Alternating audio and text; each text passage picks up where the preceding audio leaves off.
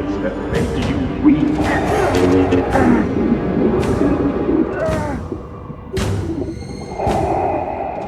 You should have killed me when you had the chance.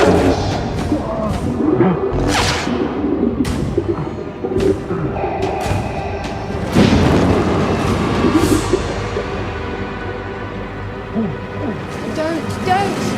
You're still not healed! Your burns, your body, they just need time. We're on Jabim. You're safe now. Where's Leia?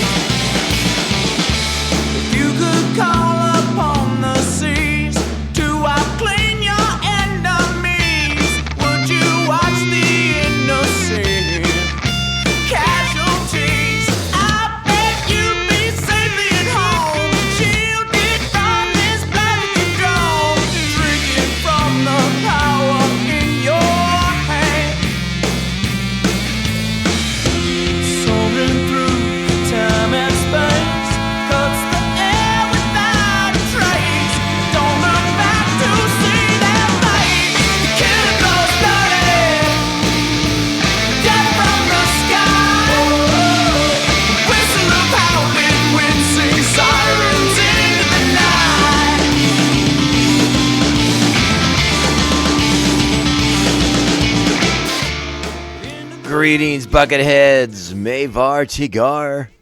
Welcome to the 158th Obi-Wan. Oh my goodness, this is all very, very familiar episode of Mandovision. Nargai Tom, and thank you so much for checking out this small, independent Star Wars podcast. Remember, the best way to reach out to us is, of course, via social media at Mando_Vision on Twitter and Instagram. You can email the show, mandovisiontom@gmail.com. Please be sure to like, subscribe, and share this show with all the other Mandalorians in your covert. Well, we're back again for episode 4 of Obi-Wan Kenobi, streaming exclusively on Disney+. And by and large, again, another episode that I very, very much enjoyed. But I do have some nits to pick, some critiques to offer, and some general thoughts I wanted to share with you wonderful, wonderful people listening to the show. I won't go as far as some reviews have gone, and I will not say this episode is a huge misstep, because again, I think there's a lot in this that's a lot of fun and very, very enjoyable. Good visuals, some good action, stuff like that too. But we do take a little bit of a step back from our sort of character study of Obi-Wan. We do take a little bit of a step back from the narrative, and there's a couple of leaps, if you will, in some of the logic, and we're going to talk about that. We're going to get into all of those things in the nitty gritty. But again, by and large, really enjoyed the episode. And there's something, and again, I don't know if the writers are being clever with this, but there is something interesting in the decision to make the 4th episode very much like episode 4, the film. You know, this episode of the show of Obi-Wan Kenobi obviously echoes very, very much a New Hope. And I think a lot of it's by design. And then for people like me who play video games, have referenced Star Wars Fallen Order on previous episodes of the podcast, there's a certain familiarity to those of us who've played the game, who have stepped into Cal Kestis's boots and infiltrated Fortress Inquisitorious on our own, and sort of walked these hallways and done similar things to Obi-Wan in that regard. What's also really interesting to think about is, Fallen Order, again, to kind of put things in context a little bit, takes place 5 years after the events of Revenge of the Sith, right? So you got, Cal Kestis on the run, the Inquisitors after him, he's on his mission, he's doing his thing. We end up at Fortress Inquisitorious. 5 years after that, 10 years after Revenge of the Sith, right? But only 5 years after Cal's adventures there, another infiltrator to Fortress Inquisitorious. To maybe tighten up security after that first time would be my thought. But again, you have to sort of wonder, like, how much are they incorporating the video game's continuity into their storytelling. We're already kind of head scratching a little bit because they don't really seem to have, thus far, we haven't seen the return of the Grand Inquisitor. We know he has his ultimate fate is supposed to be determined in Star Wars Rebels. So, we still have 2 episodes to go to sort of link these things up. And again, I'm not saying they're going to link up with the video game, but it is sort of fun to note that just 5 years earlier, a former Jedi Padawan infiltrated and caused all kinds of ruckus aboard Fortress Inquisitorious, and no one thought to put shields out or maybe lock up those external ports from the water, go up into the base. And again, we'll talk about some of those little inconsistencies, some of those little nits I have to pick. And we will definitely be highlighting the enjoyable aspects of the show as well, because there were definitely those to talk about and to share as well. So let's go ahead and talk about the episode in particular. This is Obi-Wan Kenobi, Episode 4, original air date June 8th, 2022. Our plot this week, Obi-Wan Kenobi plots a daring mission into enemy territory. Our director, of course, Deborah Chow, back once again. Joby Harold and, Hannah Friedman are the writers for this week's episode, as they have been for the majority of them thus far. And our principal cast, of course, Ewan McGregor is Obi-Wan Kenobi, Indira Varma as Tala, Vivian Lyra Blair as Leia Organa, Moses Ingram is Inquisitor Reva / the Third Sister, O'Shea Jackson makes his Star Wars debut as Roken, Maya Erskine is Sully, Sung Kang is Fifth Brother, Kaya, I'm going to get it wrong again, Kielstedt is Fourth Sister, James Earl Jones and Hayden Christensen combine powers to be Darth Vader. And that's basically our principal cast for this week's episode of the show. So let's go ahead. I think we don't need to waste any more time. Let's go ahead and dive in to this episode. You know what that means. It's that time. Strap on your buckets. Let's go. You can't keep me here. My father is Bail Organa. He's a senator.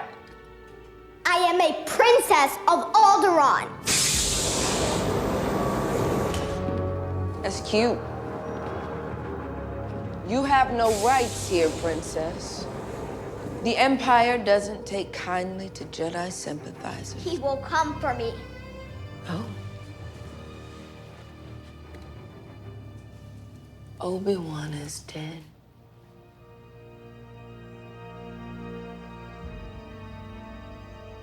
Nobody's coming for you. This episode picks up basically shortly after the events of Episode 3, after the beatdown that Obi-Wan received at the hands of Darth Vader. And we see him, kind of reeling from that beatdown, from that confrontation with his former apprentice, with his former best friend, and then how it just all went so bad. And again, we saw how unprepared Kenobi was for that encounter, and how those skills have eroded over time, how he let them sort of atrophy by not practicing, by not staying sharp in the intervening years since his last encounter with Anakin. I liked that part of it. I liked him sort of processing that, sort of dealing with that. In the moments when he's thrown into the bacta tank, and we see the dual bacta tank for Anakin and what his body's gone through, the trauma he's endured over the years from that last that confrontation from Revenge of the Sith, particularly, right? To see the severed limbs, to see the 100% of his body is covered in burn scars, and Obi-Wan sort of processing the way in which he was thoroughly and soundly defeated by Darth Vader in that confrontation, and again, Obi-Wan a reluctant participant in it because I think he knows his skill set is not where it's supposed to be in a fight with a Sith Lord. But again, now one of my nits to pick in this episode is here in the beginning of it as well, because we see Tala taking Obi-Wan's body. They're in a ship, and they seem to be off-world, right? They've left Mapuzo behind, and one of the things they said in Episode 3 was the planet was on lockdown. There was nowhere for Kenobi to go, which led me to believe that's why Vader didn't follow him through the fire. Didn't send the stormtroopers like, hey, don't let that lifter droid pick up Kenobi and let him get away. again, my sort of read on the situation was the Empire has Mapuzo locked down. You have the access, the resources of the Imperial Navy. Why aren't you blockading the planet? Why aren't you questioning or shooting down any ship that's attempting to leave Mapuzo?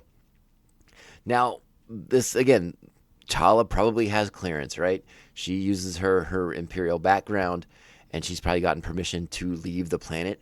But, again, in a situation like this, with Vader himself and the Inquisitors kind of calling the shots, I feel like you still would board ships, just to make sure. Again, your fugitive has eluded you on the planet and is probably trying to get off-world.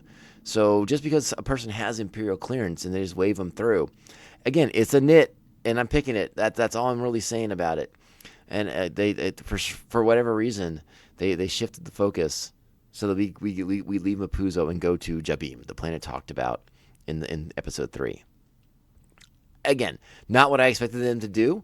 It was a choice, an interesting one, I suppose, and it puts us in a situation where we were when the show began, right? Because again, at the end of episode 3, Reva gets her hands on Leia, and so once again, for the second time in this series so far, Leia is kidnapped. Now, the interesting part is that the first time around it was orchestrated by Reva. This time it's very directly done by Reva. But we're kind of retreading some ground here a little bit, which is, again, an interesting choice. But it puts us in the position where now Obi-Wan has to rescue, once again, Princess Leia. And I don't know how I feel about that necessarily. I thought it might be more of a different scenario. Again, in my head, the way I had played it out, with them being locked down on Mapuzo, having to hide in caves and be on the run from Imperial forces, I thought a different scenario would play out to ultimately get Leia away from Reva. But they opted to go this route, and they sort of take the shortcut of us having to infer that because of Tala's Imperial clearances, she was able to take a ship and leave the planet, no questions asked. I have some problems with that. It's not my favorite shortcut to take with this story, but it is what it is. And again, we get Kenobi to Jabim. He's in a back tank for not very long, but long enough to process. He got his butt whipped, and that Leia is missing. And I thought he might be a bit more miffed at Tala for leaving Leia to ultimately be abducted by Reva.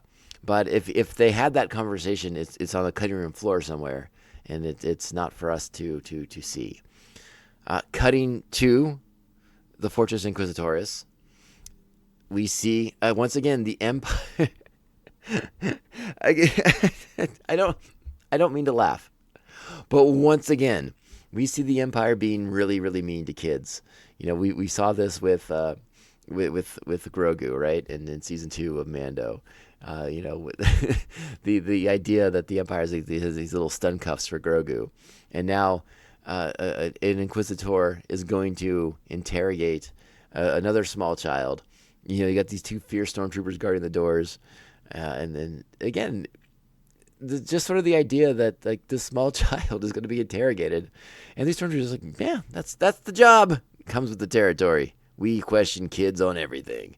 So it's just another silly little element, and I'm sure there'll be plenty of ridiculous memes to go around, particularly later in the show when they get preparing to torture young Princess Leia. But I digress. But I like, by and large, I like this scene quite a bit.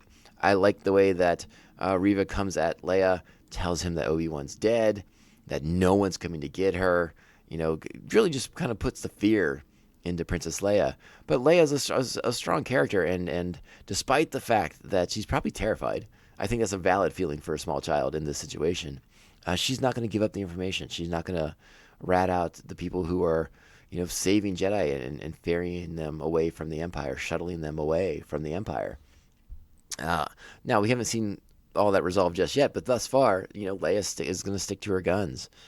I do wonder if Reva knows that Kenobi has escaped the planet. I'm assuming that she does. It's not implicit in any particular moments of the episode until later on. I assume she's just trying to, again, put more fear into Leia, that like, oh no, Kenobi's dead. He's not coming for you. No one's coming for you, so you need to tell us about the path. And, we'll talk a little bit more about that because, again, this episode sort of does like a little bit of a shift in focus from the Imperial perspective where, it's all about getting Kenobi and smoking Kenobi out. But now Reva has this side quest of let's find the path and follow the path and find more Jedi this way. And again, that makes a certain amount of sense. But it sort of seems like they also stumbled across this rather blindly. It's not like Reva sort of intuited that this would be a sort of perk of smoking out Kenobi, that they would come across this network that they believed was alive for a long time. But we'll see how these things play out. We'll see how this sort of progresses. Let's go ahead and get to our next big talking point for the episode. Broken? He shouldn't be here. I know you're upset. I mean it. Get him on the first transport out of here. Too many people are looking for you. You put us all in danger. I need your help. So does every kid making a rock float from here to Coruscant. Someone very important to me has been taken. I need your help to get her back. General, I'm sorry, but that's not my problem. Well, I wish that were true. So we cut back to Jabim, and we meet Roken, who, if not the actual leader of the path and getting people to the path, is at least a primary figure on it. Obi-Wan, now fully garbed, approaches him with Tala because they need to get Leia back. They need his help to get Leia back. And Roken, despite not wanting to get involved in a rescue mission, is sort of coerced into it because of what Leia knows. And Leia knows a lot about the path, and that puts everyone there on Jabim and the people who use the path in a lot of peril. So they are sort of able to strong arm Roken. I want to go ahead and play this next section of the conversation between Obi-Wan, Tala, and Roken, as he shares a bit about it himself. Now, just to note, this is O'Shea Jackson. This is Ice Cube. This is Son of Ice Cube, and he's making his Star Wars debut. So good on him. And I think he does a nice part. And it's not a huge role, not a lot to do thus far, but I think he brings a nice little presence to the scene as a guy who has a personal history with the Empire doing bad things to Force-sensitive people, and that's why he is doing the path. Let's go ahead and check it out. Then help us to get her back. I can't lose her. You've no idea what the Empire is capable of.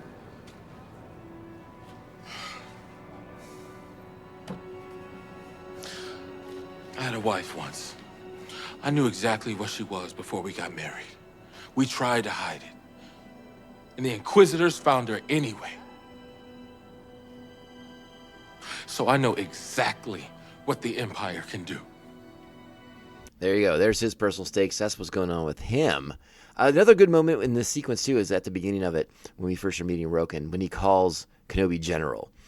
So, perhaps Roken has some sort of familiarity with Obi-Wan from his time during the Clone Wars. Maybe Roken was, if not a child soldier, at least respects the fact that maybe there are stories about sort of General Kenobi, the war hero from that time. Maybe Kenobi had some role to play, helping liberate or defend parts of his planet in the past. I thought that was an interesting sort of callback to call him General in that regard. A nice little touch, if you will.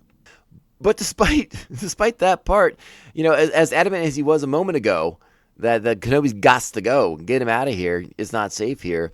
Now all of a sudden Roken's had a change of heart, and he's like, all right, I'm gonna help you. Let's do this thing.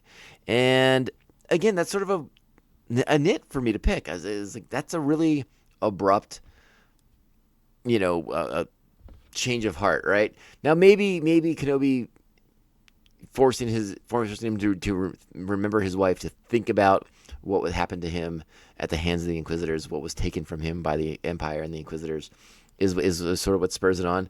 But it seemed rather abrupt. But again, we roll with it. We got to get things going on here, and while part of me wants to argue that it's a little lazy storytelling wise, we can let it slide. All right, we know what we have to do in this episode. And again, it's a bit of a familiar thing because we're rescuing Leia once again. But if you think that's the only familiar thing in this episode, you are mistaken, because we are about to go on a journey that is much like that of Star Wars: A New Hope. And but we do get some other references. We got T-47s, aka the snow speeders. They make an appearance, but these ones are not modified for the snow. There's all kinds of fun callbacks in this one. But let's go ahead and check in with our next clip. And actually, we're just going to play the next sequence here because I want to play this sort of strategy session with these people who are, organizing and running the path, the shepherding of Force-sensitive people away from the grasp of the Empire. And it's another interesting sort of scene because I like that they have like some planning going on. They know a bit about Nur. They have some intelligence. But then it goes from some intelligence to like a very specific amount of detailed information that I was like, that's a bit head scratching. But we'll talk about it when we get there. So let's check it out. Let's play the scene. Nur, it's a water moon. We got this off the grid while it was being built. It's all we have.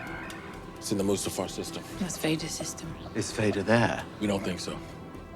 Our intel shows he's still on his ship, but he's close. That is a staggering amount of intel to have. That that Vader is specifically on his ship. Again, this is a mom and pop sort of operation, and I get that maybe you have some sympathizers, around, but to have one that knows that Vader is on his ship is a very specific amount of information.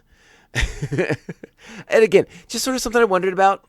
There's a lot in this episode requires a leap of faith, a leap of I don't want to say logic necessarily, but we have to take a lot on faith in this episode that there's eyes for the path, the sympathizers for the path in the Empire, again, like Tala herself.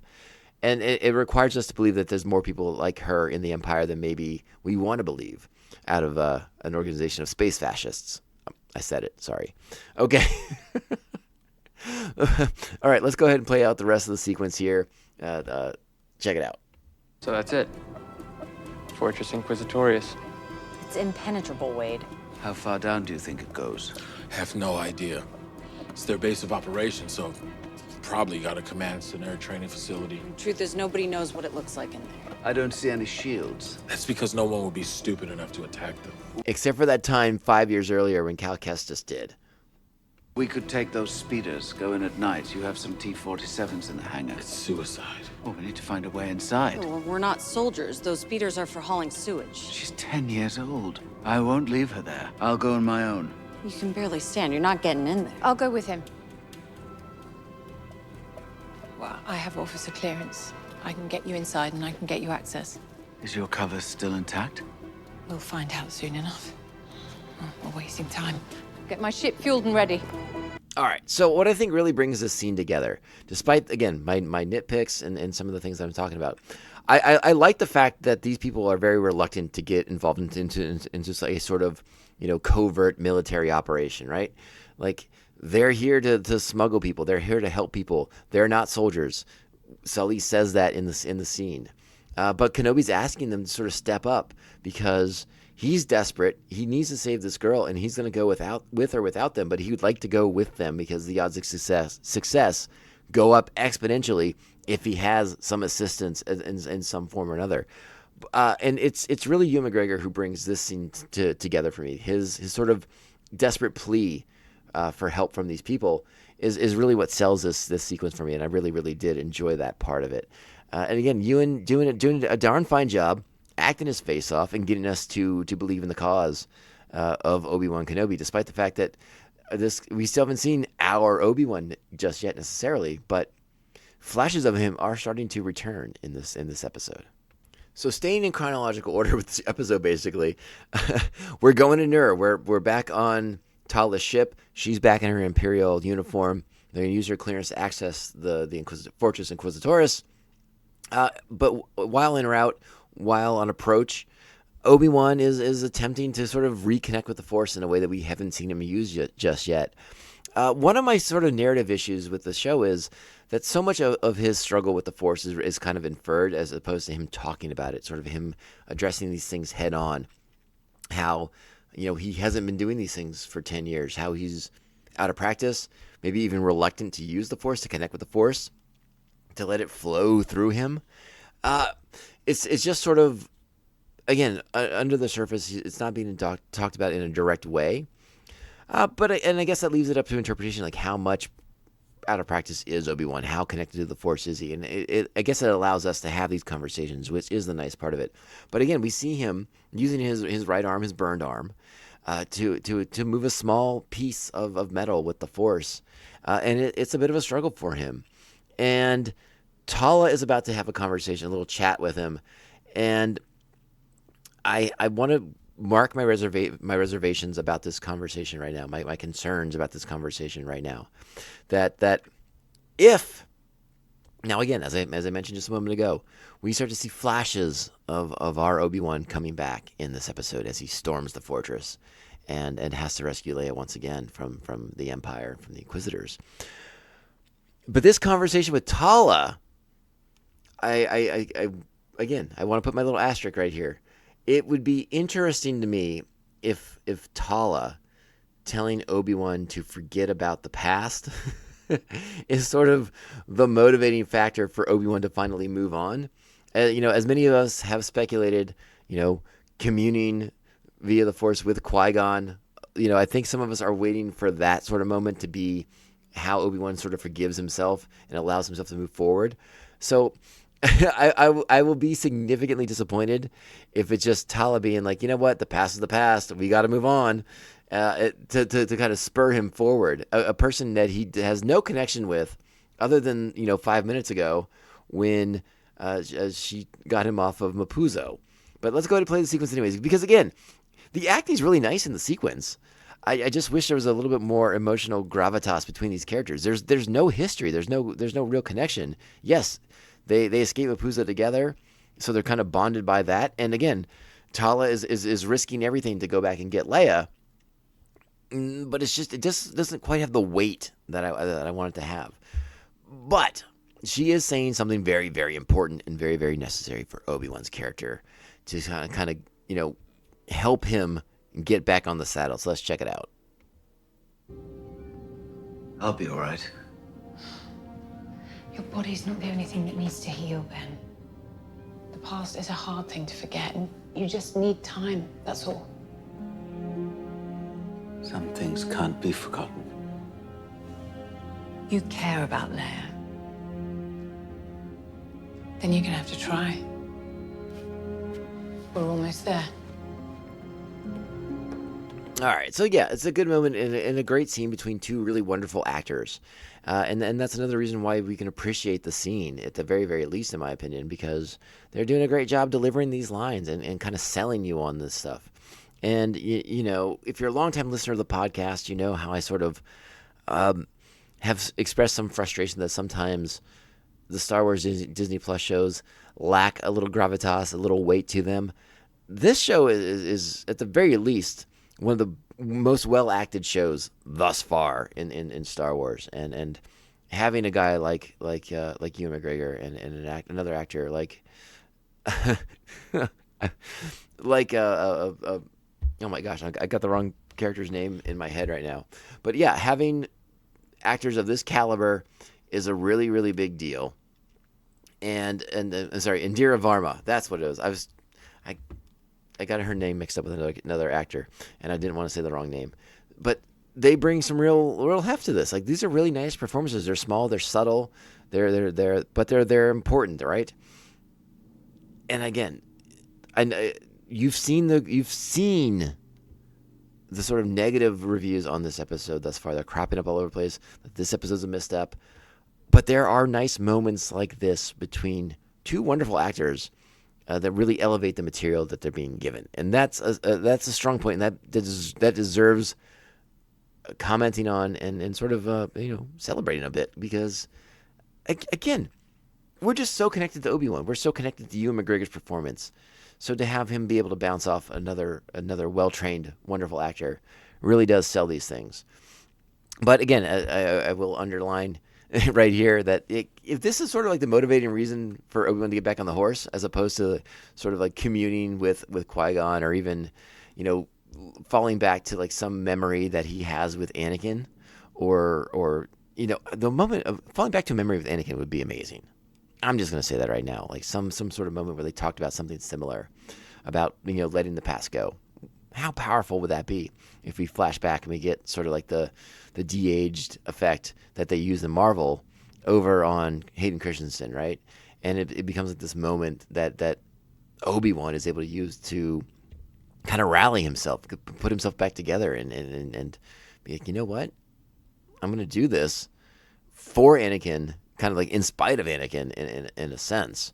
But to cherish those memories he has with his former apprentice, his former best friend, would be really exciting as well.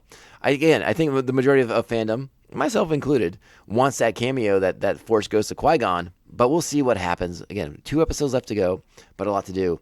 And now we begin the sort of homage, if you will, to A New Hope. As instead of a Death Star, we have Fortress Inquisitorious. And again, for a person like me who played Star Wars Fallen Order, there's a lot of familiarity here. But by and large, again, I understand. Not everybody played that video game. Not everybody is a gamer. So this is new to a lot of people, which is exciting. And I sort of enjoyed the familiarity with it. But again, I couldn't help but chuckle at the idea that 5 years after Cal Kestis rampaged through that base, now Obi-Wan Kenobi is doing the same thing. And I don't know. That just gives me a good chuckle. All right, I know we're spending a lot of time talking about Kenobi, but let's cut back to the fortress. Let's go back to Reva questioning young Leia. And I really enjoyed these scenes between these two actors. I thought they were really, really well done. Again, we've talked about it before. People who want to speak badly about Moses Ingram, they can get out of here. But the way these two actors, Moses Ingram and Vivian Lyra Blair, play off each other as young Leia and the Inquisitor, I really dig it. I think there's a lot of fun stuff here as far as the way that Reva is trying to get the information, cajole the information by sort of eliciting the fear, but sort of like being like, oh no, we can make this all go away. We'll send you home. Just tell us about the path. You want to go see mom and dad. It's a whole thing. So let's check this out. We're gonna pick it up right where Reva puts down the wall piece from that Mapuzo sanctuary area that has the Jedi symbol on it, and she talks to us. She shares with Leia and us, the audience, about this intel they received about the path and how they didn't believe it at first until they started stumbling across path locations in their various duties as Inquisitors. I need to find out where they are, Leia. And I think you know. How did he die? He burned to death on Mapuso. The people I'm looking for left him there to die. If you tell me where the path is, you can go home to your family. This can all be over.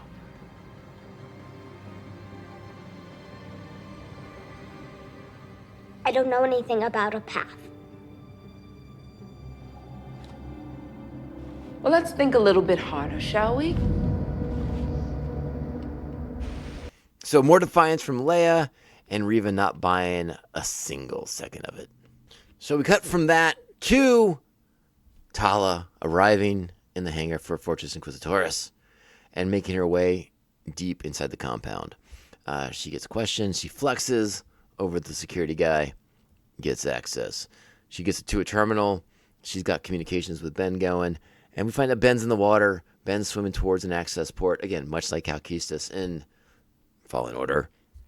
And that's how he's able to enter the base. Now, one thing I thought was interesting to note, right? So, Obi-Wan's using an approach similar to Cal in the video game, coming up through a vent into the base. This vent is through a door. There is a stormtrooper guarding the door, right? A guy guarding the door to the port, to that little ventral port or whatever it is. But when Obi-Wan's approaching the high security area, not a stormtrooper to be found. Just one of those sort of interesting things to note, right? Again, Obi-Wan's sneaking around. He's doing his again, a very similar approach, a very similar tact that old Obi-Wan has in A New Hope. And we're seeing this younger version of Kenobi, which I still think is funny how they call, Ewan McGregor an old man in this. I guess he's in his 50s, but still, it's just funny. I just don't think of Ewan McGregor as an old man.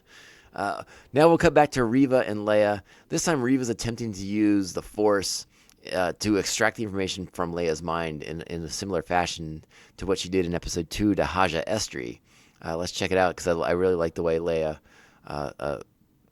responds to this treatment.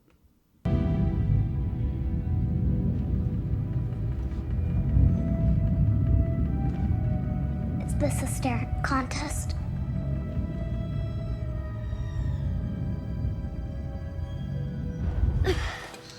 You're strong. The braver you seem, the more afraid you are. All right. So this is the moment where Leia's going to try and use Lola as a weapon, which seems like a bad plan, but it allows, again, some of these things happen because I think they need them to happen for the episode. There's a lot of setup in this episode for the final 2 episodes, I believe. And this is one of those sort of pivotal moments where I'm like, I sort of get what Leia's thinking, but even if she were to like render Reva unconscious or something like that with Lola, or Lola does something to Reva, there's still stormtroopers in the room. Leia's not going anywhere. But we need to have Reva get her hands on Lola. And that's sort of what this is all about. The other thing I had to ask about this scene is, Reva is an Inquisitor. She's used to dealing with Force-sensitive beings. But she doesn't really seem to be picking up on Leia as a Force-sensitive being who's able to fight off her attempts to rip information from her mind. Wouldn't that strength she's referring to sort of signify a Force sensitivity to be able to repel those sort of attacks? Or do they just think that, is Leia just strong-willed and strong-minded, so she's able to repel those attacks? It's something that I don't know if we have a lot of clarity on as far as the Force goes. And perhaps if Leia's not actively showing Force abilities, she's still able to stay under the radar. But it's sort of interesting to think that here she is amongst Force, Jedi hunters, it's Force-sensitive being hunters, and is still able to stay off the radar from them despite rejecting their interrogation techniques. Just a thought. I don't know. Let me know what you think about that. So in the meantime, Obi-Wan's making his way around the base. There's seeker droids on patrol, making sure nobody's infiltrating, right? Because, maybe that's because of Cal. Maybe that's the response there. There's stormtroopers afoot. They're patrolling. Tala's she's being noticed, I guess, and she's had to kill a guy. Obi-Wan killed a stormtrooper. Now she's killed an Imperial officer. So they're 1 for 1 on that regard. Obi-Wan's still trying to be sneaky. This is one of the more direct moments, references even to A New Hope, and just a moment before that, when Tala has to go and choke that dude out, you get a very very similarly shot angle of a communication device, right? Shot sort of like the same way when C-3PO put his down on the Death Star, right, to go hide from the Imperials when they were coming into that little room where they were hanging out at and trying to run the operation. But the next reference we're going to get here is right here as Ben, hiding in a corridor, as two stormtroopers make their way down the hall. Ben. Did you hear that?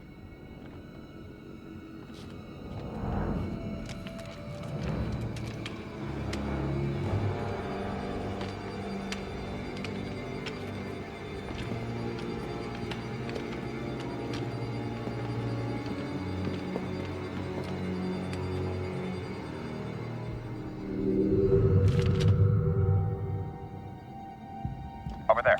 Let's go.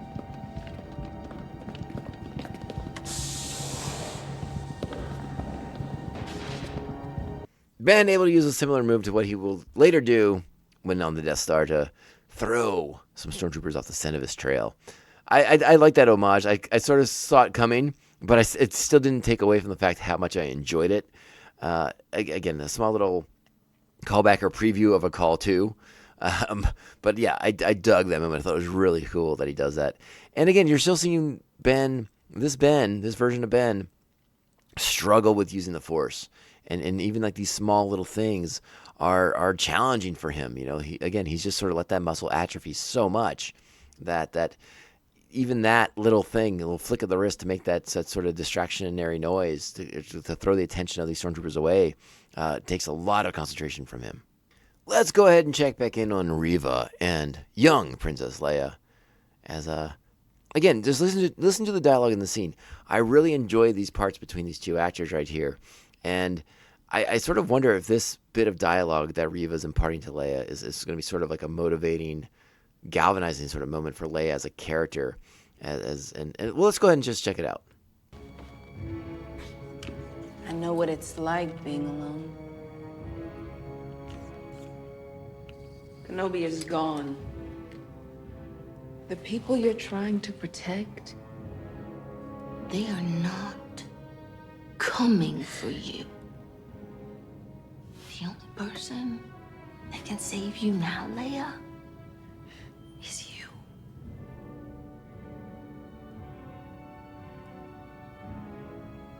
Tell me where they are. And this is the moment you think maybe Reva's made it through. Has finally shown Leia the light that like no one's coming. You want to get out of this? You got to give me the information. This is the only way you're going home, girl. But yeah, you know, our princess, defiant to the end, loyal, protecting of the people that she cares about, and the people doing right in the galaxy. So what she comes up with here is an interesting stall. Reva does see right through it though, and you know, lets Leia know that hey, what happens next is on you, and what happens next is gonna be pain. So the Empire about to begin the torture of a small child. So now Obi-Wan's entered the secure sector. You know, Tala at various point wondered what they were hiding down this way, and now Obi-Wan's in the room, and he is seeing with his own eyes what the Inquisitors have been hiding down here. And let's check it out. Ben, what is it? I think I've just found out what they're hiding down here. This place isn't a fortress. It's a tomb. And as he says that, we stare upon the very familiar visage of Jedi Master Tara Sinube from the Star Wars The Clone Wars animated series. And again, haunting, like seeing Jedi Master Tara Sinube in this sort of like amber-like substance. Now again, Kenobi says dead. He says tomb. So we sort of infer that they're dead, right? That these are sort of like stuffed trophies for the Inquisitors to have on the wall. I sort of was curious if that could be misinterpreted, but again, he says the word tomb, so I don't believe they're in some sort of suspended animation state. I don't believe this is some sort of like Carbonite-esque moment where these beings could be revived at some point if they wanted to be, if the Inquisitors were to set them free. I believe this is death. This is a way to preserve them, to showcase the many Force-sensitive beings they have killed. But I would like to see, like, it would have been really cool if, like, in you know, Tara Sinube's chest, if you could just see like a lightsaber hole or something like that, so we knew they were dead. But this is Star Wars; we don't get that graphic. But this is, you know, seeing Master Tara Sinube here.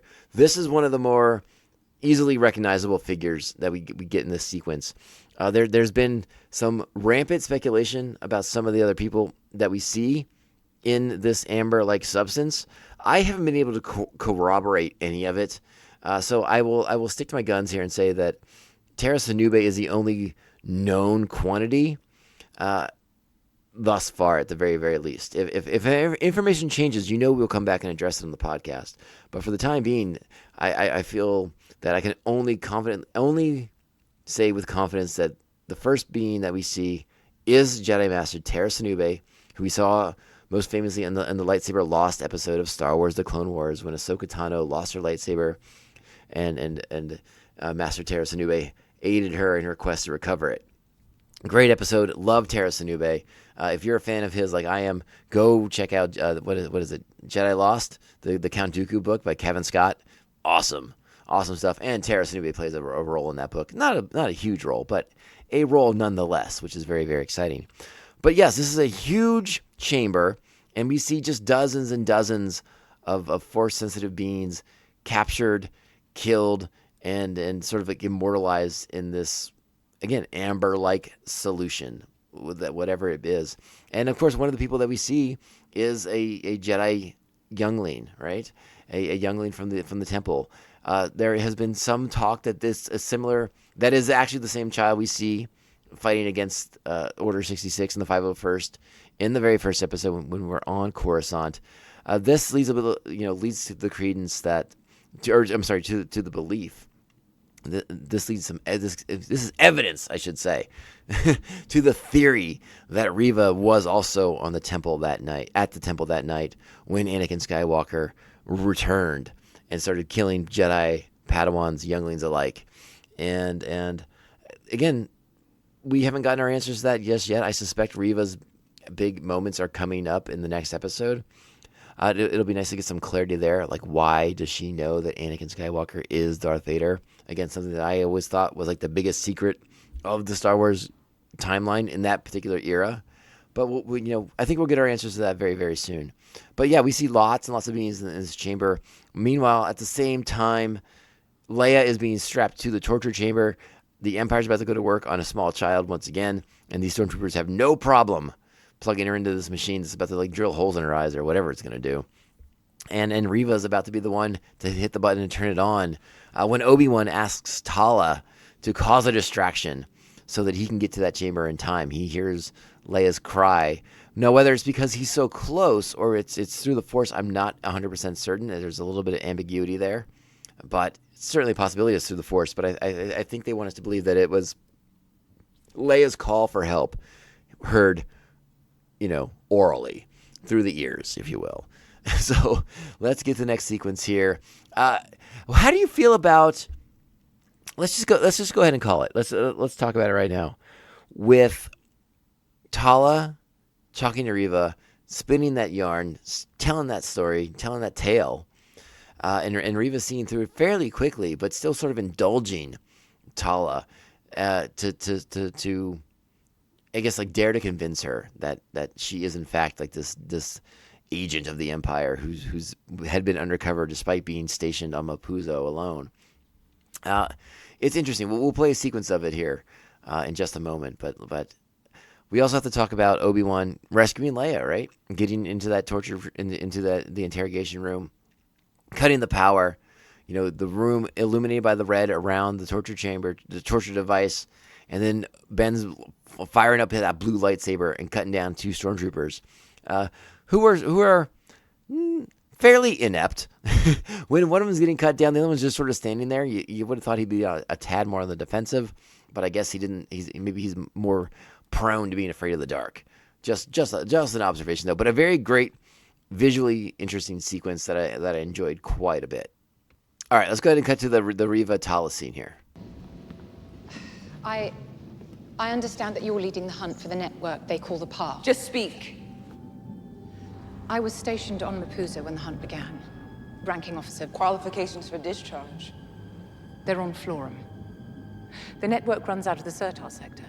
They use the salvage business to launder goods, render new identities, and fly the Jedi out. I found evidence before the escape. Impressive. We need to direct all resources there immediately and take the network out at its root. Unless, of course, you're lying. All right. I like the way that all that was delivered. I love the way that Reva's sort of seeing through this fairly quickly. But I also like the mention of Florum. In case it's not clicking, not ringing any bells. Florum, where Hondo Ohnaka likes to hang out, likes to make a base of operations. There would be something sort of funny that Kenobi's still getting Hondo involved into too much trouble just by a passing reference of Florum. Yeah, assuming Hondo's still there. But where else would Hondo be other than Florum? And yeah, now we're gonna cut to the chamber, and this is when Obi-Wan's about to spark up some lightsabers, and do some rescuing of a certain princess. Stand where you are.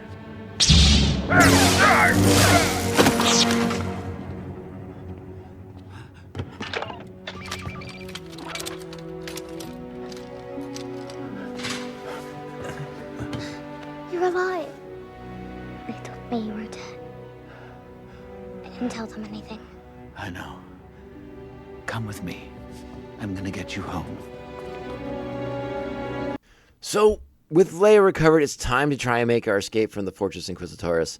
Riva is about to put the screws to Tala, send her to interrogation to discern the truth, and it's not looking good. But that's when Obi-Wan and Leia are detected by a seeker droid, modeled after the probe droids, and the alarm is sounded, the klaxons blare, and again, as Riva takes charge of the situation, Tala's still going to go to the interrogation. Ben calls for help. Tala's going to be able to get away, but Riva's already in pursuit of Obi-Wan at this point, so she doesn't know that. Now we got stormtroopers coming after Leia and Ben. Ben fires with the lightsaber, and again, this is sort of like these moments that we're seeing Ben with the lightsaber on when he kills the two stormtroopers, when he engages with batting the blaster bolts back at the troopers and hitting the windows and all this good stuff. These are the moments where we're starting to see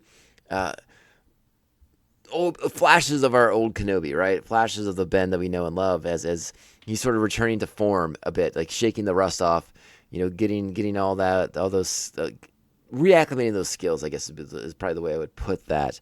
And we see flashes of his Sarasu Jedi lightsaber form, all right? Just comes into play here. Just flashes of it real quick here, but hinting that maybe Obi-Wan is getting a bit more up to speed, caught up, refreshing himself on how to do these things.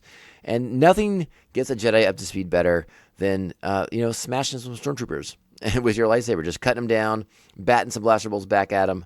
It's a good time. And I really am a big fan. I like the way the sequence worked out with the windows and the water crashing through. I thought that was all really, really great, really, really exciting, and a lot of fun. Again, if you played the video game, it's a little bit like the video game in a sense. You think maybe they would have put some better blaster-proof glass up, but what are you going to do? You build a fortress underwater? That's a possibility. Those things could happen. It's real dangerous. But by the end of that sequence, Tala, Ben, and Leia reunited, and it's time to get the heck out of Dodge. Tala brings a very not good disguise for Obi-Wan to try and wear. But again, there's a lot of confusion going on. Like the fortress is under attack, right? So there's confusion, there's chaos. No one's really paying attention to these two people who are trying to make their way back to their ship. And one of them happens to have a small child stashed around his legs. Again, it's not the best. You sort of have to suspend disbelief for a little bit here. Be like, the chaos of the situation, they're not paying that close attention, despite the fact that Ben is more haggard looking than any of the Imperial officers we've seen thus far on the show. But Riva knows what's going on. She's not going to let this happen. Or is she? Hang on. Oh, and at the same time, fourth sister and fifth brother have returned. They're hearing the klaxons go off, and they know the third sister has dropped the ball, at least in their opinion. But as we'll find out at the end of the episode, Riva's got her own thing going on, and those she feels are beneath her are not privy to that information. But here, let's check it out as Riva arrives to prevent the escape of Obi-Wan, Tala, and Leia.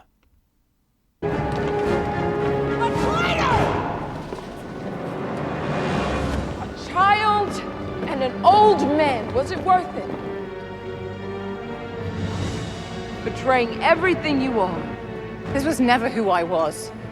Then you died. For nothing.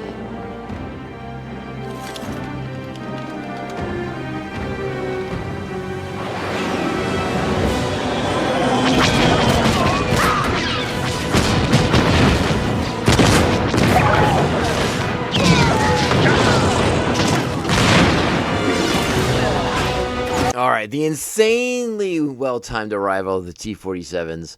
Again, the familiar visage not visage, but the familiar shape of the snowspeeders from Empire Strikes Back.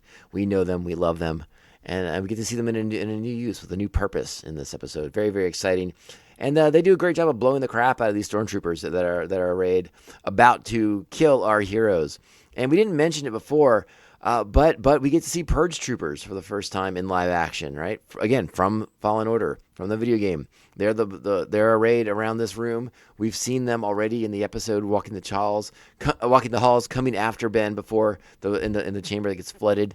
Again, it's neat to see some of these other elements of Star Wars media incorporated into like the live action stuff. It's been really, really exciting to see that. So it was cool to see the Purge Troopers come to life in this episode in particular. But now we're going to get Tala, Obi-Wan, and Leia making a mad dash to get the heck out of the base. And gosh darn, are they good shots. Obi-Wan, just, again, 10 years of no lightsaber, no force use, rusty as heck. With the blaster, still hitting center mass on just about everything he's squeezing off here. But good for him. I mean, hey, it's a blaster, right? I guess it's supposed to be a lot easier than a lightsaber. So, why not? So Sully, who we met earlier, lands, is able to take Obi-Wan, Tala, and Leia aboard. Meanwhile, Reva's in hot pursuit, not about to let them escape. Right? Wink, wink. And then Wade comes in, makes the play, stalls Reva, allowing them to fly off, but not before, on his way to escape, Wade gets knocked out of the sky when Fifth Brother orders Reva to take them down. But again, it's all part of the plan. But I really like this sequence here. Again, we just got a shot of Reva kind of like looking like, I can't believe they just escaped, right? Like ultimate fake out move here. Because the next shot of Vader storming down the hallway and force choking underlings once again, bringing back classic Vader images. Just so good, so powerful, so awesome. Let's check that out.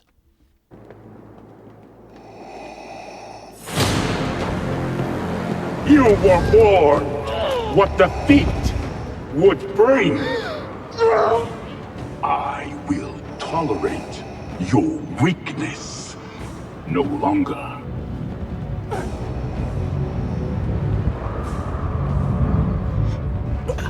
I let them go.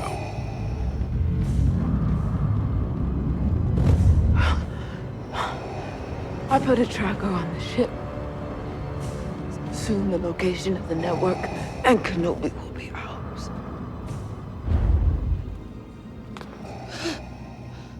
It seems I have underestimated you. But my lord, the base was almost destroyed. Kenobi is all that matters. There can be no mistakes. You're certain the tracker is with him. Yes, my lord. Where he goes, it will follow.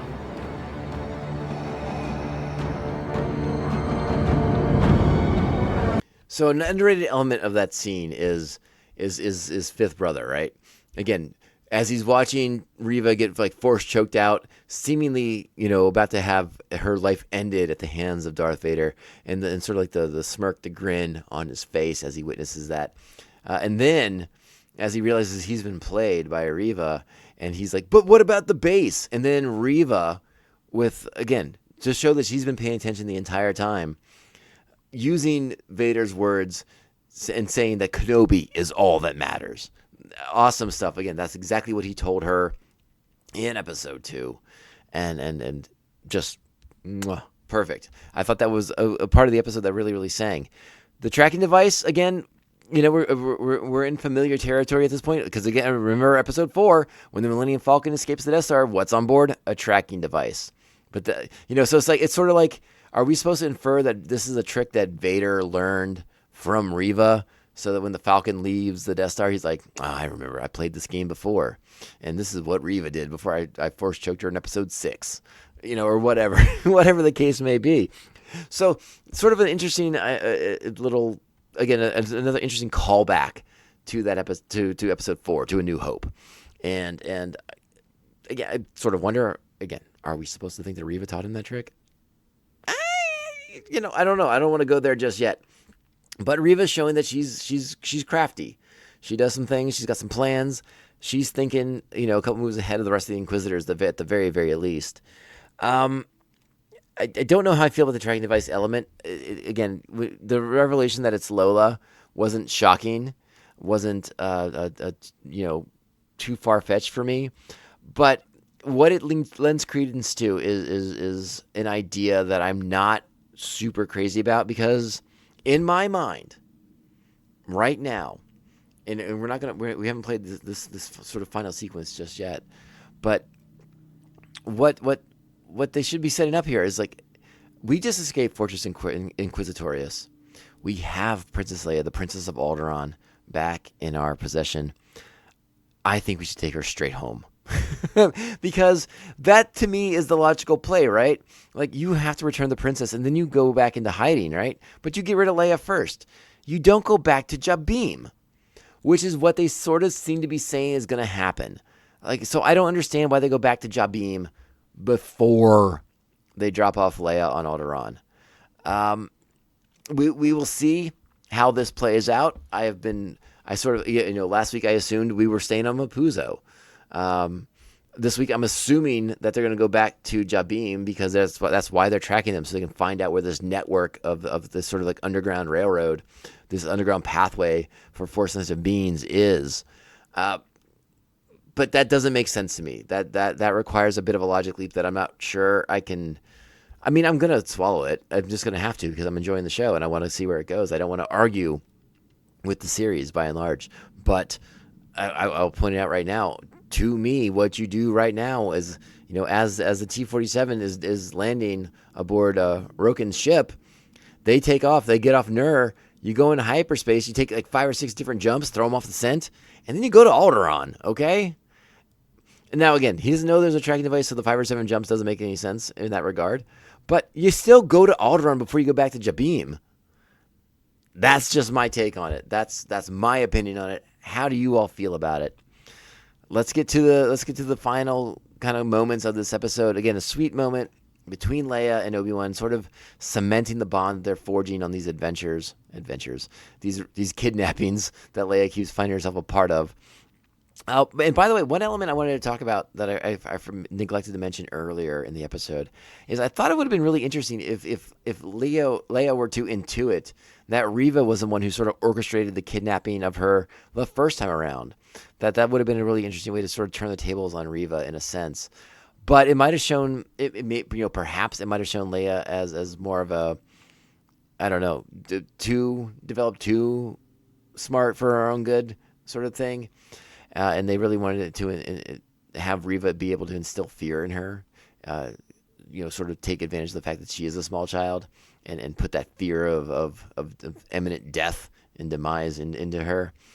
But I still think it would have been an interesting thing to play with, because, again, we got these great moments of Leia sort of standing up for herself, being the strong-willed person that she is.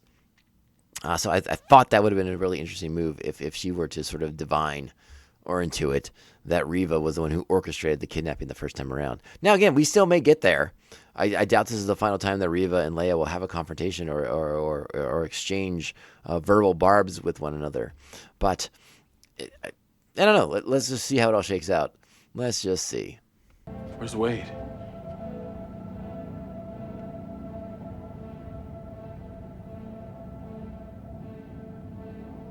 Guess you're soldiers now, after all.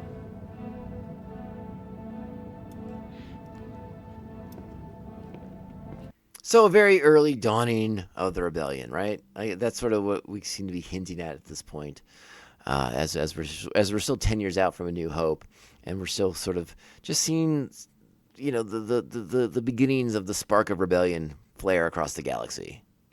And you get the moment with, again, like I said, it's sort of the cementing of that bond between Leia and Ben as a very tender moment between them as they hold hands, being reunited now, escaping the danger of the Empire and the Inquisitors.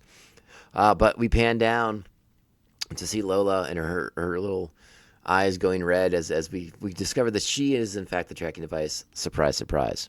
And that's our episode. And again, it's a very enjoyable enough episode. But they're beginning to ask us to take a lot on faith, ask us to sort of infer a lot of things. And I'm not quite sure how I'm going to react if next week We catch up with them and they're back on Jabim for no real good reason. It's like, ditch the princess, let's get out of trouble, and then go lay low again. And by this point, you think Roken might have, had enough foresight to be like, well, we're storming Nur, perhaps uprooting our underground pathway system from Jabim makes a certain amount of sense because we're potentially exposing ourselves in a big bad way here. Now maybe he has. There are 2 episodes to go. Many surprises may abound. But this was sort of an interesting episode for a 6-episode show, right? I thought we got a really strong first 3 episodes, but this seemed to be like the transition episode as we sort of shift the focus a little bit and sort of do a little bit of a reset for our characters here and sort of change the way the action is orienting itself. How that will shake out next week remains to be seen. But I feel like, again, let's see how it lands. Let's see how much breathing room it gives itself.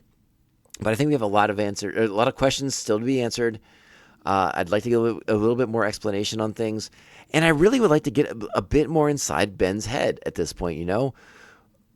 A lot of the stuff we're doing with Obi-Wan, as far as like trying to like decipher his mindset, his characterism, his mannerisms, is based off of what Ewan's putting out there in facial expressions with body language and things like that. I'd really just like to get him sort of have a conversation with a character and vocalize these things.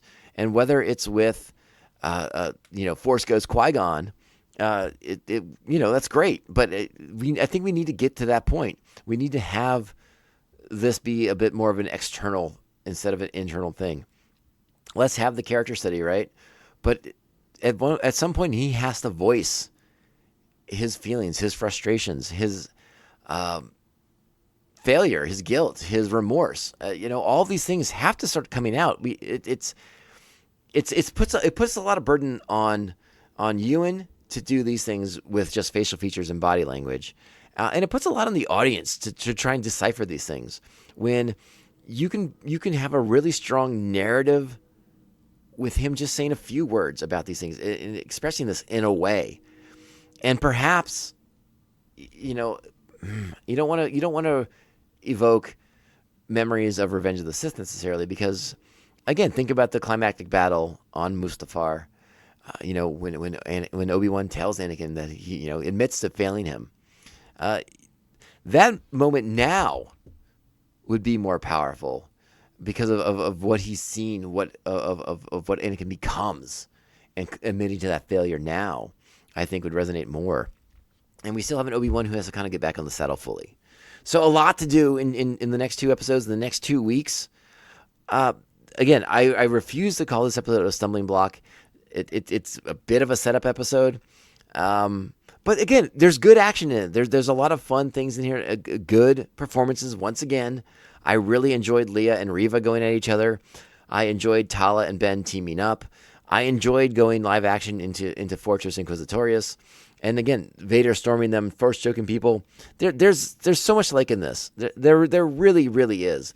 And I don't know if the first 3 episodes maybe set expectations too high, but there's a lot to like here. And I will watch this episode multiple times. I'm watched it 3 times now already. I'm sure I'll watch it 2 more times at the very, very least before next week's episode. So we just got to stay positive with everything, right? This show's been, in my opinion, has been delivering the goods thus far. Let's give them the benefit of the doubt and stick with them and see how it goes. All right. One thing I noticed this week, many of you know, I get a lot of my information for like the credits for the show, like the cast and the director, writers, all that stuff. I get that off IMDb. And so I observe the ratings for each episode on IMDb. And this week, when I logged on to check things out, it's clear to me that the hate reviewing has begun in earnest on sites like Rotten Tomatoes, like IMDb, and various places that sort of get those meta scores, right? Because the first 2 episodes of Obi-Wan were hovering between 8.5 and 9s, right? Like people were really positive, putting out a lot of really good reviews. Well, all the negative reviewers have decided to take it down a peg or 2. and now they're all rating like around 7s, 7.5s. This episode down to a 6.5. So the negative review campaign has begun. So I don't know if people listening to this podcast are into that sort of thing or not. But if you got the time and you want to help flip the script a little bit, get on the IMDb, get on the Rotten Tomatoes, write them some positive reviews, tell them what you're liking about the show, and be honest. I mean, don't just like artificially inflate the score. Though, to be fair, there are probably people who are negatively deflating the score with terrible reviews. So I guess it's up to whatever you feel is in good conscience, right? Like whatever you can sleep at night with is the way to go. But yeah, it's sort of an interesting turn this week, logging on and checking out. Like, oh wow, it's down like a full point or two. You know, it's pretty wild. Yeah, I don't know how I feel about that. I've talked about review bombing before. I'm not a fan. I think it's stupid. Personally, but I guess if people have that kind of time on their hands, you know, what are you supposed to do about that? Which is weird, wild stuff, if you will. I don't know. Again, it's not my favorite episode of the show so far, but it's not worth just trashing it. No. There's enough. There's some still really enjoyable stuff here, in my humble opinion. All right, let's go ahead and start getting out of here, all right? Another reminder to please reach out to us via social media. We're at Mando_Vision, Twitter and Instagram. New listeners, old listeners, please come on board and follow the show on the social medias. We truly appreciate it. You can also email the show, mandovisiontom@gmail.com. Make sure you're liking, subscribing, following, and sharing the show with all the Mandalorians in your covert. If you have the time and inclination, and you're on the internet already, and you're reviewing positively for Kenobi, why not give us a sweet 5-star review? We would truly appreciate that. They help small independent shows like us stand out, not get lost in the shuffle. And the more people that want to join the Buckethead Nation, the Mandovision Maniacs, if you will, the better. So thank you in advance for doing that. Truly appreciate it. If you are interested in becoming an official Mandovision Maniac, you can do that at patreon.com/Mandovision. Join up with fellow maniacs and gain access to sweet bonus content. We just dropped a big Moon Knight review on there recently, and I believe in the next week or two we will have a massive spoiler-filled show dedicated to the new season of Stranger Things Season 4, Part 1, now on Netflix, so check that out in a few weeks. Get ready for it. Buckle up, all right? Thanks to our current Patreons, the Aspinall Chody, the Batman Abejo, Jeff Nail. Jeff is on the Ringing Ear, a great music podcast. Please check them out. Thanks to Evil Circle, the evilest of all circles, the Squid Master General, Mr. Brian Broussard, the New Jersey Devil, Mark Wagamar, our very own Joker and Harley Quinn, Brian and Krista of Pariah Brewing Company here in San Diego and Baltimore, Maryland, the Beer Hop Brigadier General, Jesus Beer Hops, the Silent Assassin, he who should not be named, and Syndicate Ram, co-host of Come On, It's Still Good, a great movie podcast that I recommend. And that guy's been on this show before, so you know he's cool. He's all right. He's a good dude. Get into it. All right, let's get out of here. You know, may the Force be with you. All right, this is a Jedi show. No, it's this. I can't do it. We're not changing the end of the show. The mantra is the mantra. All right, so you know how we close out. We get out of here. This podcast can only end one way. This is the way. This is the way. This is the way. This is the way. You expect me to search the galaxy for the home of this creature and deliver it to a race of enemy sorcerers? This is the way.